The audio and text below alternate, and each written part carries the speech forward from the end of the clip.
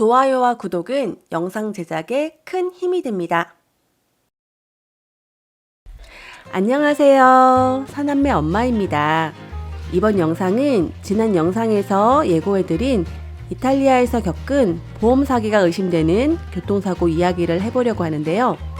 그와 더불어 자차 보험은 써먹어 보지도 못하고 자차 수리 비용을 자부담으로 고스란히 떠안아야 했던 이해불가 보험 처리에 대해서도 다뤄보고자 합니다. 이탈리아 베네치아에서 이동하다가 어느 조용한 시골에서 마트를 발견하고 장도 보고 점심도 해결할 겸 마트에 들어가려고 주차장에 차를 세우는데 주차 공간이 좁아 안 되겠더라고요. 그래서 캠핑카의 후방 카메라를 보며 천천히 후진 중이었는데 정말 눈 깜짝할 사이에 승용차 한 대가 쏜살같이 달려와서 저희 캠핑카 후방 깜빡이 부분에 부딪히는 사고를 당하게 되었어요. 놀라서 급하게 내리니 나이가 좀 있으신 여성분이 뭐라 하는데 영어는 통하지 않고 이탈리아어는 저희가 알아들을 수도 없고 해서 어떻게 해야 할지 몰라 발만 동동 구르고 있었답니다. 그런데 아무도 없었던 마트 주변에 갑자기 한 남자가 나타나서는 적극적으로 사고 수습을 도와주기 시작했습니다. 사고 난 지 5분 만에 그 남자의 전화로 경찰이 도착했고 영어가 서툰 경찰과 의사소통이 제대로 이루어진 것 같지도 않았는데 남편이 캠핑카에 올라타서 가야 한다는 거예요. 저는 살짝 겁이 먹은 상태로 어디로? 경찰서로? 하고 물으니 남편이 아니 정비소라고 대답하더라고요. 정비소? 생각이 정리가 되지 않은 채 멍하니 차 시동 넣는 소리를 들었는데 언덕으로 올라가나 싶더니 1분도 안 돼서 차를 세우더군요. 운이 좋았던 걸까요? 정비소를 찾아 헤매는 수고를 아낄 수 있게 사고 지점에서 길만 건너니 자동차 정비소가 있었어요. 정비소에 도착하자마자 수리 견적 내고 차 수리를 하려는 걸 남편이 정비소 측에 보험에 가입되어 있으니 그냥 타고 다니다가 반납할 때 보험 처리하겠다고 얘기해서 이동에 문제 없도록 파손된 부분만 정리하는 걸로 일단락 지었답니다.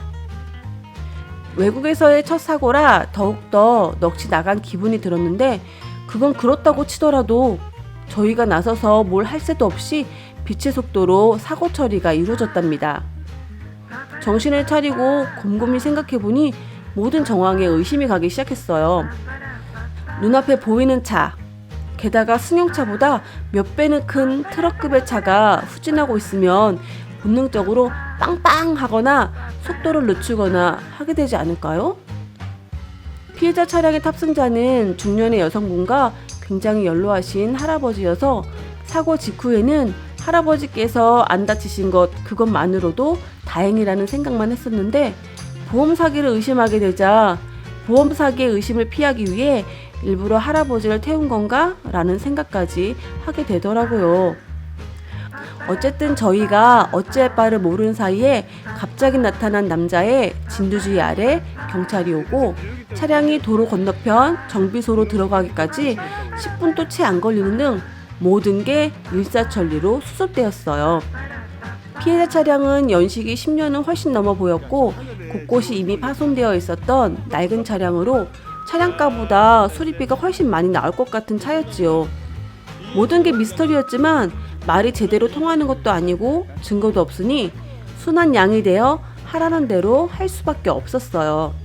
가이드북에서 이탈리아의 악명에 대해 익히 들었지만 이런 식의 보험 사기까지 있을 거란 생각은 못 해봐서 정말 당황 그 자체였답니다. 사고가 났지만 종합보험과 자차보험을 이미 다 들어놓았기 때문에 마음의 부담은 없었어요. 저희는 큰 걱정 없이 렌트카 업체에 보험 처리를 요청할 생각이었지요. 일단 경찰 리포트를 받아놓고 나중에 차 반납할 때 보험 처리하면 간단히 끝날 일이라 생각했어요. 그런데 렌트카 업체에서 사고 시 미등 전선 부분이 노출되었기 때문에 비를 맞으면 위험하니 차량을 다시 교환해 가라고 하는 거예요. 그래서 다시 독일 프랑크푸르트로 되돌아가서 차량을 교환받게 되었어요. 그런데 캠핑카를 처음 렌트할 때 보증금 명목으로 1,500유로를 걸었는데 사고가 발생해서 차량을 교환하면 다시 1,500유로를 추가로 걸어야 한다는 거예요. 그래서 어쩔 수 없이 1,500유로를 추가로 걸고 차량을 교환받게 되었답니다. 새 차 빌려가서 사고를 내고 와서 미안한 마음이 있었는데 다시 새 차를 내주니 기쁜 마음보다는 미안한 마음이 더 커지더라고요. 사고가 있었지만 그래도 보험 덕분에 정신적으로 크게 위축되지 않고 즐거운 여행을 마치게 되었습니다. 그런데 생각지 못한 문제가 캠핑카를 반납할 때 발생했는데요. 이건 정말 상식 밖이라 너무 황당했어요. 캠핑카는 사고 발생 비율이 높아서 자차 보험을 들더라도 보험 적용이 안 되는 경우가 많더라고요.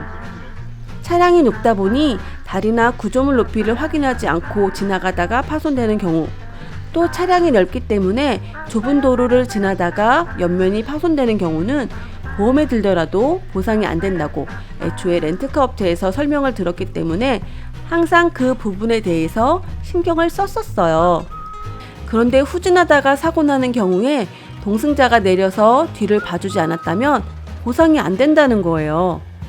경찰 리포트에 동승자가 내려서 뒤를 봐주었다는 객관적인 증거가 있어야만 인정을 해준다고 하더군요.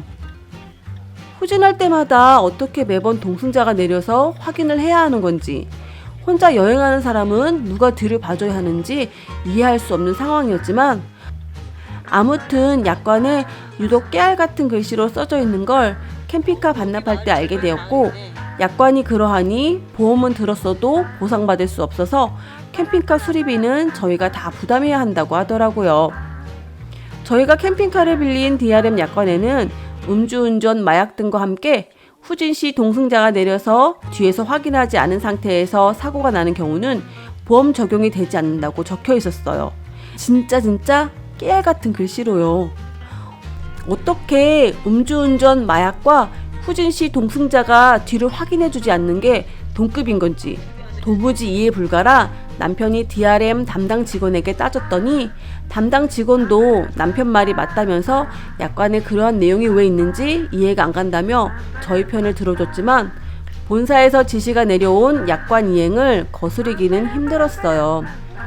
차를 빌려 쓰는 입장에서는 핵심 체크 사항인데 왜 구두로 설명해주지 않았는지, 약관에는 왜 눈을 불을 켜고 봐야 간신히 보이게끔 적어놓은 것인지 억울한 마음이 컸지만 약관 체크를 꼼꼼히 하지 않은 저희의 부주의함을 탓할 수밖에 없었어요.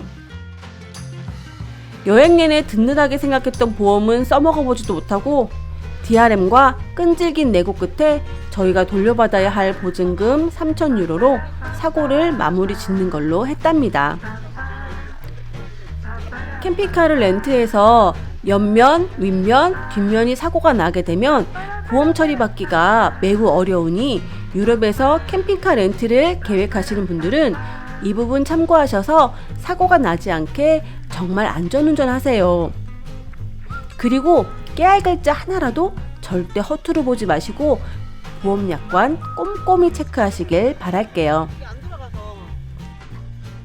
사고 당시 너무 당황해서 우왕좌왕하는 상황에서도 현장 수습하러 온 중년의 경찰 아저씨가 조지 클루니와 완전 똑 닮았다며 연예인 보고 온 양 들떠서 얘기하는 남편에게 사고가 났는데 그런 게 눈에 들어오냐, 조지 클루니가 웬 말이냐며 비아냥에 꽃방귀까지 꼈었는데 정비소에서 대기하고 있다가 모델 뺨치는 기럭지와 꽃미모를 장착한 자동차 수리공을 보고 저 역시 심장 어택을 당했답니다.